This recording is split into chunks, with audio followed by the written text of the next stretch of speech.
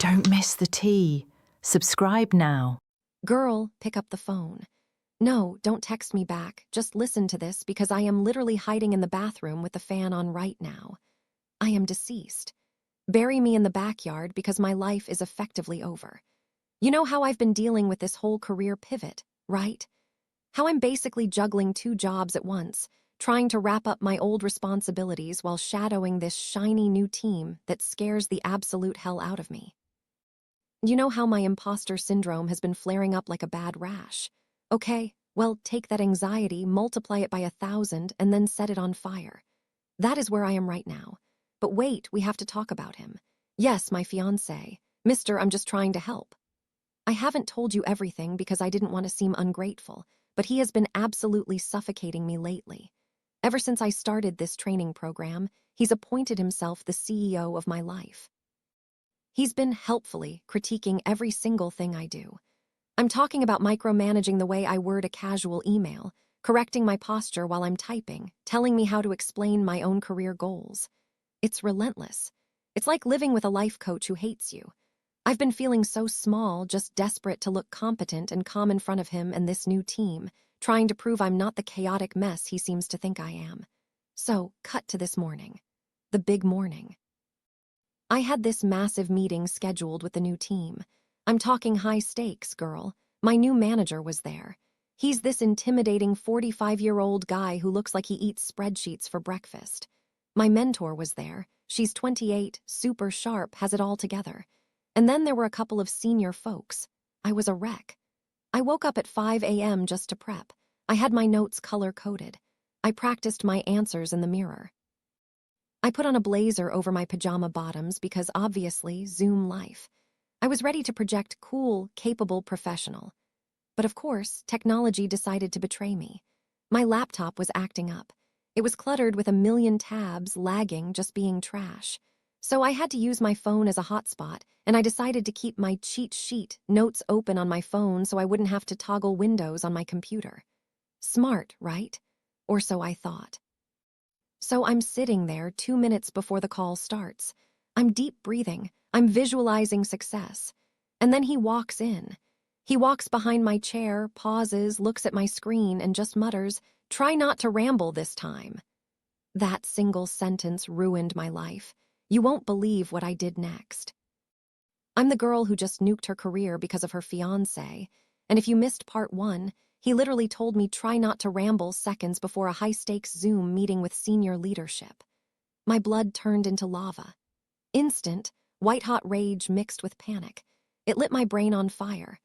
I couldn't even turn around to snap at him because the camera was about to turn on. I just sat there, vibrating with anger. It triggered every insecurity I've been bottling up for weeks.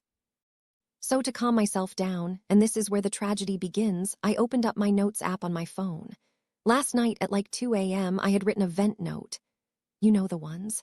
The ones you write to get the poison out so you don't scream at your partner. It was bad. It was unfiltered. It was raw. I wrote about how unsupported I felt. I wrote about how exhausting it is to be corrected constantly like a child. I wrote about how I'm terrified of failing and how he's making it worse. I think I even used the phrase emotional vampire. It was a stream of consciousness nightmare that was never, ever meant to see the light of day. But I also had a separate note open with my professional bullet points for the meeting. Things like review Q3 goals, discuss integration timeline, blah, blah, corporate speak. The meeting starts. Everyone is waving, doing the awkward "can you hear me?" dance. We get into it. They ask me to share my thoughts on the training module I just finished. I'm nervous, right? My hands are sweaty. I grab my phone to copy my professional bullet points so I can paste them into the Zoom chat for everyone to follow along. I wanted to look extra prepared. I wanted to show them, look, I have data, I have structure. I toggle between the notes. My thumb slips, or maybe my brain slipped, I don't know. The red mist from the "don't ramble" comment was still clouding my vision. I hit select all. I hit copy. I go to the Zoom chat. I see the little blinking cursor. And with the confidence of a woman who thinks she's nailing it, I hit paste and enter in one fluid motion. Bam. Sent. I look up at the screen, smiling my best corporate smile, waiting for them to be impressed by my bullet points. Then I look at the chat box. And I realize I just made the biggest mistake of my life.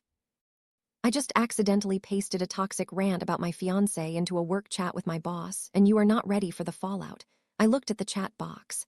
It wasn't 3 short bullet points about Q3 goals.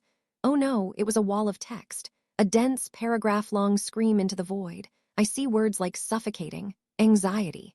He doesn't stop picking at me, and I feel like I'm drowning.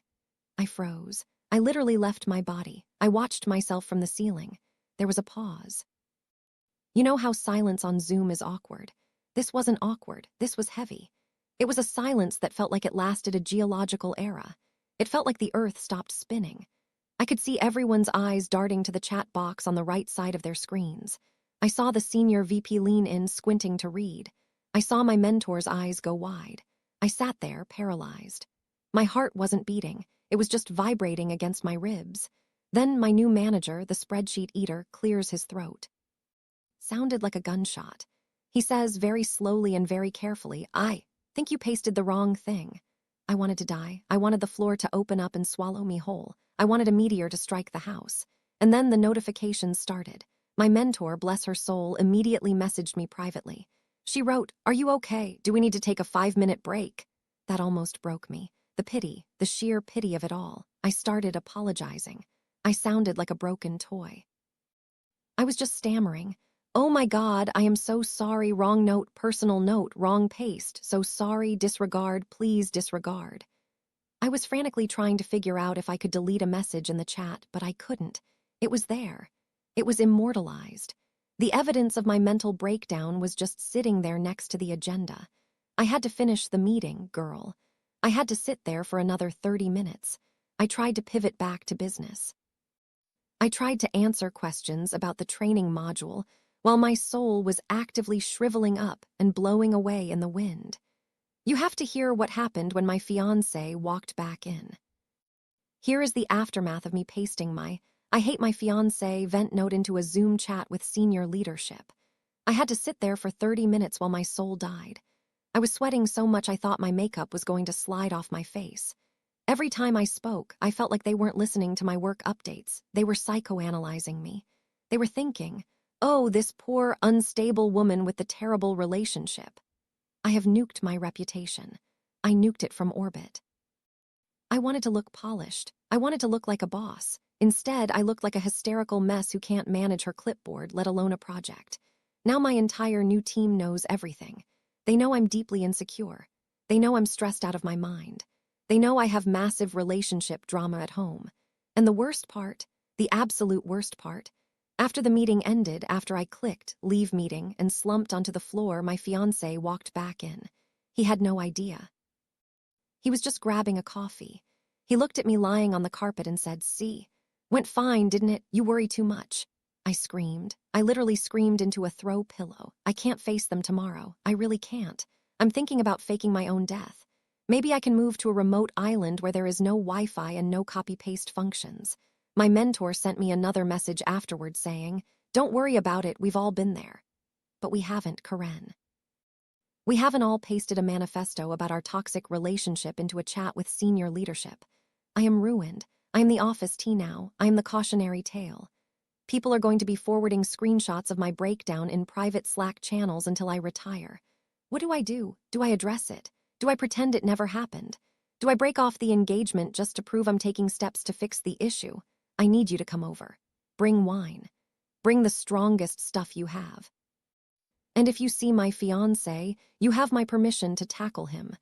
I'm going to go lie in the bathtub in my suit jacket and stare at the ceiling. Call me back. Bye.